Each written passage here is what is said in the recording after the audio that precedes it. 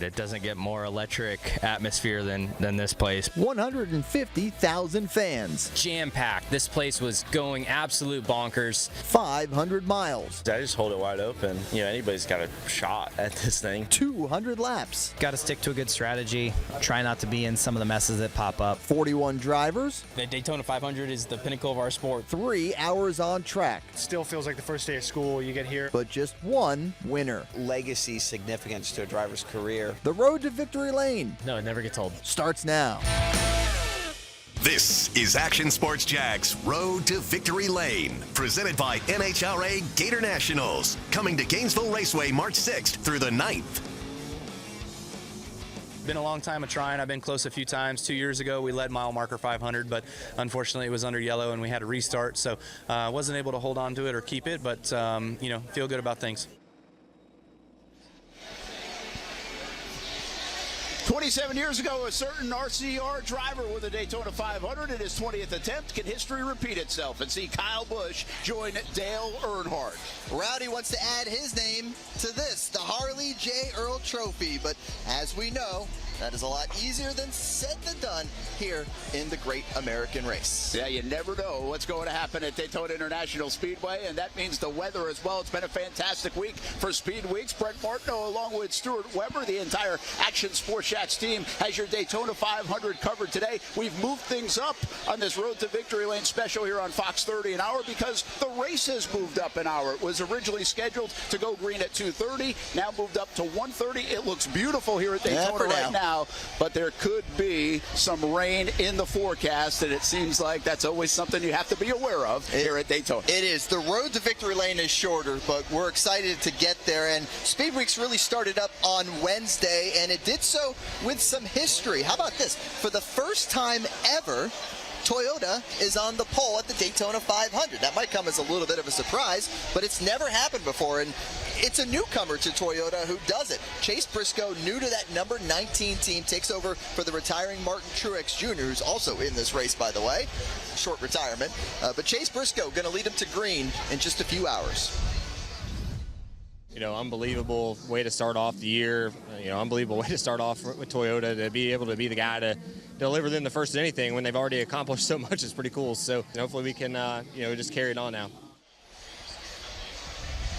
Bubba Wallace won his first Daytona 500 qualifying race. Wallace led the final 3 laps at his number 23 Toyota and got a push from 2311 Racing teammate Tyler Reddick to hold off the 3 Chevrolets of William Byron, Ty Dillon, and Ross Chastain Thursday night to win dual number 1. Always an exciting night here at Daytona. Wallace will now start in the 3rd starting position for the 67th running of the Great American Race. As for the second duel, well, Austin Cindric already had a spot on the front row. He finished second as far as time goes, but he decided to race for it and ends up winning duel number 2. After further review, the caution light came on, and Eric Jones, who looked like he was going to win duel number 2, has to settle for second. It's Austin Cindric who takes duel number 2. He was starting second anyways. He's still starting second. Take a look now at the top 10 and the starting order, which, you know, at the Daytona 500, I'm not sure how important that is once you get through 500 miles, but it's still pretty cool to start in the top 10. And on row 1, you got Briscoe and Cindric. There's Wallace and Jones, William Byron and Buescher as well. Ty Dillon, there's a local angle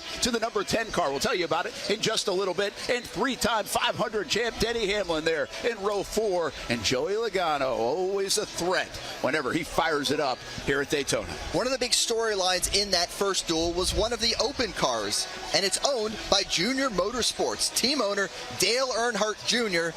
as a team owner for the first time in the Daytona 500. Not a terrible start either. Justin Allgaier ended up finishing 9th in that duel at Daytona. It looked dicey. He wasn't in a transfer spot with like 5 laps to go. Had to really race his way in. This is Junior Motorsports' first ever NASCAR Cup Series race. If you'd have told me 10 years ago that Dale would be the car owner that he is today, I'd have probably laughed at you. But to see him enjoy it like he has, it's been really cool and really special. I love the challenges. I wouldn't want it any other way. This was hard emotionally, but I can't believe that we get to race on Sunday. I just can't believe it. That's pure emotion out of Junior, which was really cool to see. It's hard to win this race, as everybody knows, let alone trying to win it twice, like back-to-back years. That'll be the mission for William Byron, the defending champ. It's not impossible. 4 other drivers have done it in the history of the race. Of course, the great Richard Petty was the first to do it back in the 70s. Cale Yarborough in the 80s. Sterling Marlin in the 90s. And the 4th one will be out on the course today. Denny Hamlin conquering the feat back in 2019 and 2020. It's kind of like the Players' Championship, Weber. It's hard to repeat. Scotty Scheffler did that last year. I was going to say, we can't use that stat anymore at the Players. Now we got to say, can anyone ever get a three-peat? Let's bring in Action Sports Jack's Dan Hicken. He's hearing from the drivers who have won on what it takes to get that car into victory lane at the end of the Daytona 500. It's not easy to win the Daytona 500. Just ask Martin Truex Jr. or Kyle Busch, a couple drivers who've been trying for the last 2 decades. So what does it take to reach victory lane after 500 miles? We asked the drivers who've managed to do it in their career. Ricky Stenhouse has won the Daytona 500. Seems like just more confidence when you come back and you walk by that trophy with your name on it, and but it makes you hungry for more. But it also gives you the confidence that you know how to get it done, and your team knows what they need to do as well. It's Michael McDowell from Arizona, a Daytona 500 champion.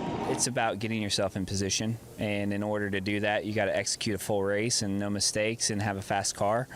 And I feel like if you do it consistently, you will hit it and you will get it and you'll get to victory lane. It just feels just nicer driving in the racetrack and just going through everything, going through the motions of the week. So it's been a nice week so far, and obviously just getting started. So trying to have a good qualifying lap and really try to have a smooth week after that. Much like many of his records, Richard Petty's 7 career wins of the Great American Race unlikely to ever be matched. The best active driver in that category, Denny Hamlin, with his 3 Daytona 500 wins.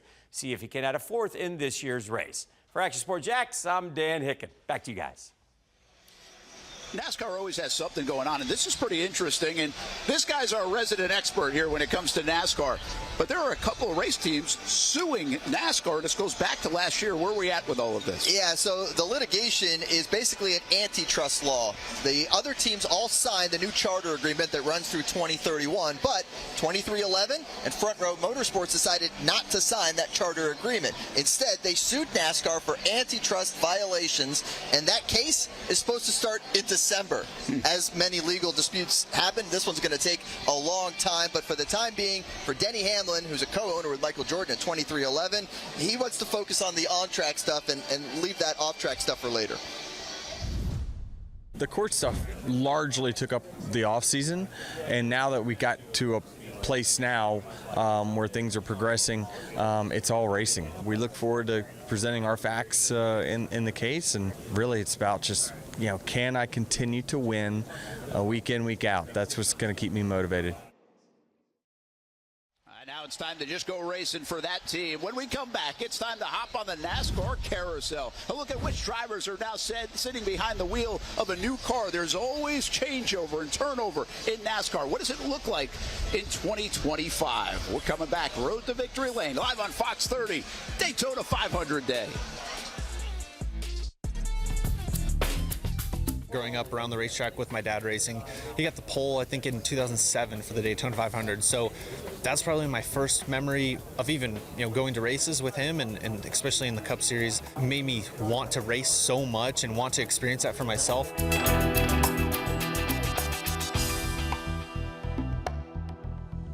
You're watching Action Sports Jack's Road to Victory Lane, presented by NHRA Gator Nationals, coming to Gainesville Raceway March 6th through the 9th. New promotion from Chili's, we're riding the Dente, so this is definitely one of the more interesting things that I've done.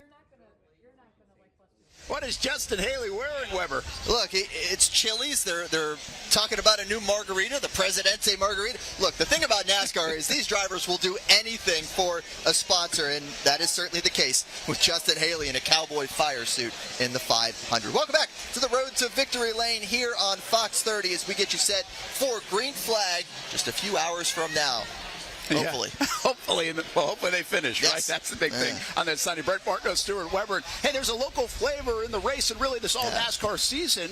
On the number 10 car of Ty Dillon, Seabest Seafood, owned by the Frisch family out of Jacksonville. And, well, they've got their logo on that number 10 car. Wouldn't it be nice to see that 10 car of Ty Dillon have a fantastic season and a fantastic race here at Daytona International Speedway as well? A little local flavor and a good flavor on the car of the number 10. They're great people. I think they're going to be a great fit for our sport, and I think our fans are going to love their product too. So we're going to do our best every time they're on the car to go out and put them out front so everybody can learn the brand a little bit more. We're off to a great start with Seabest. That's pretty good stuff. Hey, free agency in sports is a big deal, right? And we know that in all sports. That happens every year in NASCAR. I don't think we look at it that way, but it really is because we get a lot of driver changes in new vehicles. What's the latest? Yeah, this year there might have been more than usual, and that's due to Stuart Haas Racing dissolving. Let's bring in Action Sports Jack's Marcel Robinson. He is here to break it all down for you and show you the new faces in new places. Every year, NASCAR brings in new faces in new places, and 2025 is no different. So let's take you on the driver carousel and get you up to date on all the moves. We start with the retirement of Martin Truex Jr., opening a highly coveted spot at Joe Gibbs Racing. That spot taken by Chase Briscoe in the 19 car. Now, Briscoe's old teammates, Noah Gragson and Ryan Preece, well, they were needing new rides after Stuart Haas Racing closed its doors. Gregson goes to the 4 car with Front Row Motorsports, and Preece joins the 60 crew at RFK Racing. Now, expansion has been a trend this offseason. Both of those teams expanding to 3 drivers, as do 2311 Racing and Trackhouse, with Riley Herbst in the 35 and Shane Van Gisbergen in the 88. Now, Spire and Front Row had a driver swap. Zane Smith going to the 38 and Michael McDowell now in the 71. Now, joining the 2021 Daytona 500 champ at Spire is another Daytona winner. Justin Haley, the 2019 Coke Zero Sugar 400 champ, is in the 7 car. Now, rising from the ashes of Stuart Haas is the Haas Factory team. They keep the number 41, and Cole Custer will drive it. And finally, the last of the former SHR drivers, Josh Berry, lands with the Wood brothers in the 21. Lots of offseason movement. We'll see if any of these drivers have the chance to pull into victory lane at the conclusion of this year's Daytona 500. For Action Sports Jacks, I'm Marcel Robinson. You can have your favorite driver, but this is a team sport, and some of these teams are expanding from a couple of cars and adding another. Yeah, it'll make a big difference in the super speedway races like the Daytona 500, but also you talk about these charter issues. You want to grab as many charters as you can. Front Row Motorsports, Trackhouse, RFK, 2311, all 4 of those adding a 3rd team this past offseason. So driver changes, ownership changes, those aren't the only changes. We've also got some rule changes coming up here on the road to victory lane. We'll run down what's going to look different, especially a big rule change that affects this Daytona 500. I always kind of got to experience like Sunday morning and the race, but not from the driver's seat, you know, so I think it was just so cool, kind of a full circle, like, you know, man, I was holding Dad's hand, you know, walking across the stage for those years, and now I'm walking across the stage.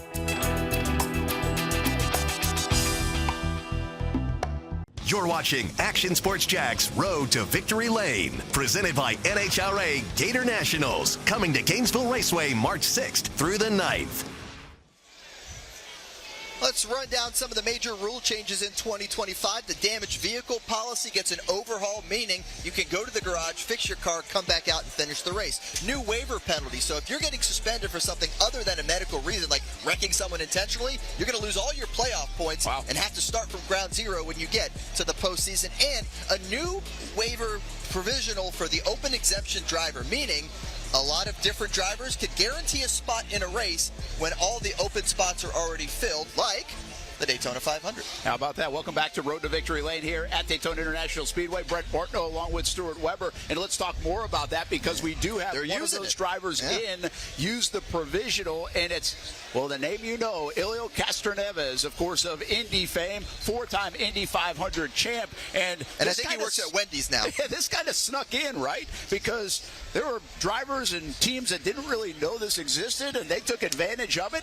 He's the 41st driver in this great American race this year, which is a lot of cars. First time in a while there's been that many racing in the 500, and he'll give it a go. Plenty of promotion around this. Good for the sponsors. Now, can he get it to victory lane? I'm learning as it comes. I'll be honest. It's I feel like in unfamiliar territory, but I'll get there. No worries, I'll get there. Once I get comfortable, I'll start using my bumper. Let's see how it goes. The overall strategy of the race, to me, reminded me a lot of the Indy 500, and saving fuel and stuff like that. So I don't think it's going to be too much learning for him. I think he'll be just fine. Our history runs deep, and I'm excited for him to be here. And I had a couple years racing against him in IndyCar that was quite fun as well. It's great for our sport. It really is. If Castroneves wins, he joins elite company A.J. Foyt, Mario Andretti, the only drivers to win the Indy and the Daytona 500. All sports now seem to be doing this in-season tournament. You look at the NBA, look what the NHL just did around their All-Star break. I guess Major League Baseball doesn't do it, but it's become a popular thing. Well, the drivers are, anytime you can fill out a bracket, we love brackets. NASCAR's like, let's do the bracket. This is good on a lot of levels. Let's bring in Action Sports Jack's Olivia Tassley. She has more on the 2025 NASCAR in-season tournament. NASCAR describes it as March Madness meets stock car racing, but don't worry, college basketball players will not be behind the wheel. This summer, NASCAR will be debuting a 32-driver bracket-style tournament consisting of 5 races. At the end of each race, only half will remain until a winner is crowned. So I grew up in Indiana, so literally like basketball is what it's all about, and especially college basketball. March Madness is what makes college basketball, I think, so fun to watch as a fan. So, hopefully we can get the same kind of enthusiasm about filling out a bracket as, the general population does about basketball. I think that's going to be a lot of fun. Obviously, there's money on the table, so that's always a good thing. So looking forward to that. Hopefully we're on the right side of it. I think it's awesome, much needed. Because I think the beginning of the year you got a lot of hype, and then you get towards the playoffs and you have that storyline of who's going to make the playoffs, and then obviously the playoffs. But there's that summer months that are kind of, what's going on, right? Are we just racing? And I think this adds a lot to that. The tournament will begin on June 28th at the Atlanta Motor Speedway and will wrap up about a month later on July 27th in Indy at the Brickyard 400. And the winner will drive away with $1 million. For now, in Victory Lane, I'm Olivia Tassley, Action Sports Jacks. As of late, NASCAR's been adding new tracks to the schedule, right? You had the Bowman Gray Clash before the season, and Mexico City, the road course, added to the schedule in the middle of this season. It's going to be a whole lot of fun to go south of the border, especially for one certain driver who happens to hail from Mexico. It's a huge privilege to be representing Mexico and Latin America in this race. It's a huge privilege. I feel very, very honored to be in this position, and I can't wait to continue to build energy. In my first professional car race in Toyota Atlantics in 03, we were racing Monterrey, Mexico, and I crashed the Mexican Hero on the start, and they had to have security to get me out of the racetrack. So we are definitely going to try to stay away from that. There's some good value in the Daytona 500 if you, might put a buck on it or two. Who's going to win the 2025 Daytona 500? Our picks coming up next. I remember playing here in the infield with my brother. We were, playing on the playground or doing something. My grandmother runs over and grabs us, takes us to Victory Lane. And I remember that moment, but then that picture is taken, obviously that Victory Lane photo, and it's something that we see all the time, and it refreshes that memory constantly. You're watching Action Sports Jack's Road to Victory Lane, presented by NHRA Gator Nationals, coming to Gainesville Raceway March 6th through the 9th. To come out and execute at the Clash like we did, I thought was great. I don't think that's one of those things that makes or breaks your year by any means, but it was just nice to come out and have a really solid weekend and give us some confidence. Chase Elliott starting the year with a win 2 weeks ago in the Cookout Clash at Bowman Gray. No points on the line, but a little momentum for that number 9 car. Hopefully he can guide it into another victory lane here today. Get the siren going. As we take a look at the ultimate destination, victory lane here at Daytona International Speedway. Chase has never won this 500 either, so that'll be something to watch. They usually check the box sooner or later, especially the really good drivers, right? Brent Martineau along with Stuart Weber back with our Road to Victory Lane special here at Daytona International Speedway. We're kind of hanging out with all the fans and a beautiful morning so far. 1:30, the flag goes green. That's moved up an hour because of potential weather in the area later today here in Daytona. But we will be in Victory Lane later on today, and we'll have more on that in just a little bit. Who's going to win this is always the key. And you can pick a long shot because sometimes the long shot does win. Let's check out everybody else in the Action Sports Shacks department. Marcel Robinson did pick a long shot. He did. Marcel Big going name, with though. Elio Castroneves, the longest of the possible long shots. Olivia Tashley going with the defending Cup Series champ in Joey Logano. He certainly won this thing before. And Dan said he's going for Chase. I think he left that ambiguous. Because so he can come back Briscoe later and say, I meant Briscoe, but we're going with Chase Elliott there. I got a feeling he didn't mean Briscoe. I think he was meaning Elliott. All right, hey, here's the deal. I'm going to give you one. From a little bit in the middle of the pack, I don't think people will talk about this name, but sometimes this is how it happens. 24-year-old Todd Gilliland. He's got a nice resume, and this could be brewing here on the Super Speedway for him to wind up in Victory Lane. That would be an outside pick now. You know I'm going with my guy. Of course you are. As we do on this show. I always went Dale Jr. back in the day. Give me Ryan Blaney to end up in Victory Lane. He's due to win the 500. He's always great at super speedways, and we'll see if he's able to pull it off. It takes a little luck to go with that skill. We'll see if it happens, and we'll see that winner tonight on Action Sports Shacks Prime Time. We'll bring you that a little bit later on this evening, 10:30 Fox 30, 11:30 CBS 47, and don't forget every week throughout the season the Cup date 1 o'clock on the Action Sports Shacks 24/7 network. I'll talk NASCAR a half hour each and every week. Yeah, well, you can find that simply at actionsportshacks.com. All right, happy race day, everybody. Daytona 500 on Fox 30. We've got you covered. Hopefully the weather holds. We'll have a winner later on today for the 2025 edition. Have a good day.